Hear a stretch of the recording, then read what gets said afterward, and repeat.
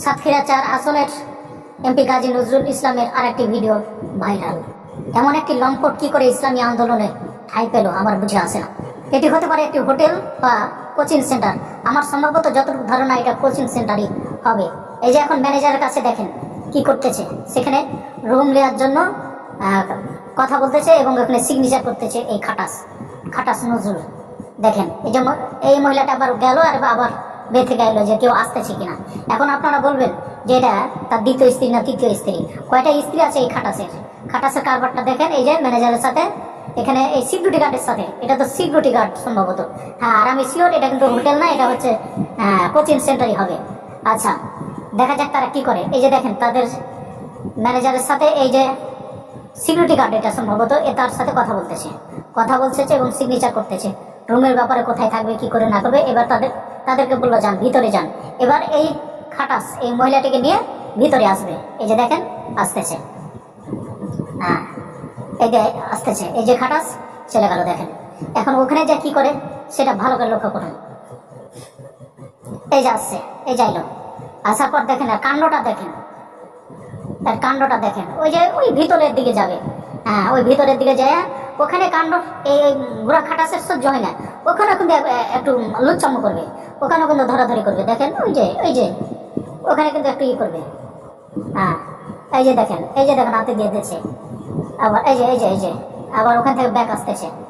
হ্যাঁ ব্যাক আইতেছে আয় আয় আয়। এবার কি করে দেখেন, এবার এই সিঁড়ি রুমের দিকে যাবে। দেখতে পাবেন সিঁড়ি রুমের যা কি করে।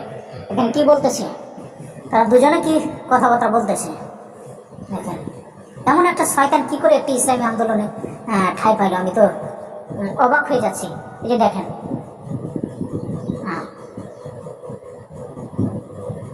আচ্ছা তারপরে কি করে দেখা যায়। ওরে খাটাস রে, খাটাস কত বড় স্যার লেবাসটা, কি লেবাস, হ্যাঁ টুপি পাঞ্জাবি রে বস। এমন একটা বয়সে এসে কাণ্ড করতে লজ্জা বোধ করে না? হ্যাঁ মানুষ ভুল করে স্বাভাবিক, একটা হয়তো ভুল হতে পারে, এটা কি আপনারা বলবেন ভুল? আর স্বভাবই এরকম।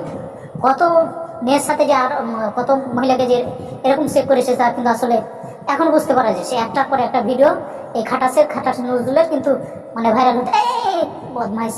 হ্যাঁ এখনো কোনো লজ্জা বলতে কিছুই নাই রে ভাইরে।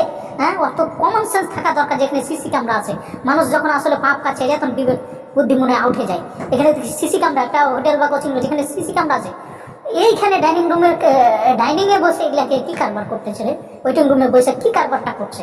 হ্যাঁ এই যে লোক আইলো, এবার দেখবেন ওই লিফটে ঢুকতে যাবো কাণ্ড করবে।